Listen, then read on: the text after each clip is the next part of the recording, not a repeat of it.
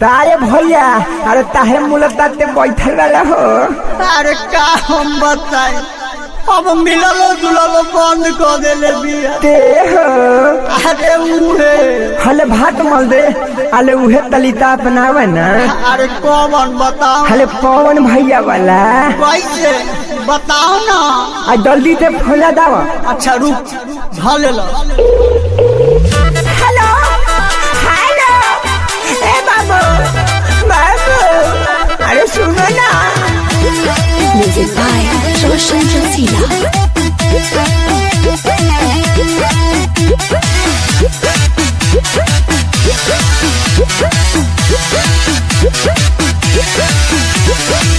कहे मिला जुला बंद कलू है हसीना, कहे मिला जुला बंद कलू है हसीना। याद में तो हरा बेचिले पुदीना, याद में तो हरा बेचिले पुदीना।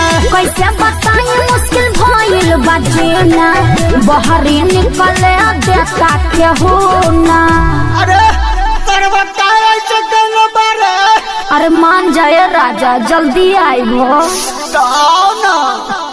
याद में तो हरा बेचिले पुदीना, अब बहरी निकले देता के हो ना। अरे डिप्रेशन में है, डिप्रेशन में। सुना सुना पर हम बाबा करत बनो पैया हो।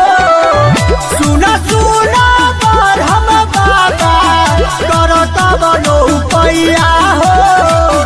हमारा लो भरवा के भेज दो, हमारे तू लगना हो। हमारा लो भरवा के भेज दो। तो अब का तलवाई रे भैया। अरे ओकर भाई बा दुआरे पर पहरा न देता रे। चलो ना थलवा तो उठाते ले पानी सरवा मार दिया रे करो ना ले बाबा।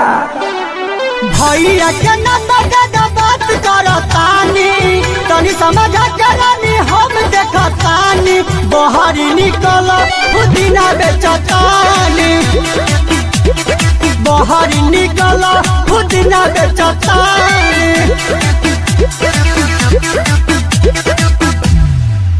अरे सखी कोनो उपाय करहो, मजनवा पगलाइल बा। मनवा के धीर रखाए हो सावरिया, मनवा के धीर रखाए हो सावरिया।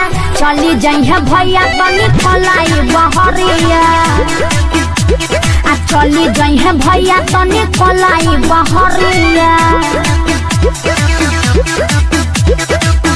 अरे कैसे मन के मनाई रे, एक सप्ताह हो गइल बा मिलन।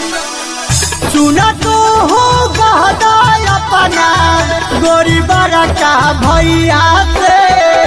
सुना तो हो कहदा अपना गोरी बड़ा का भैया से।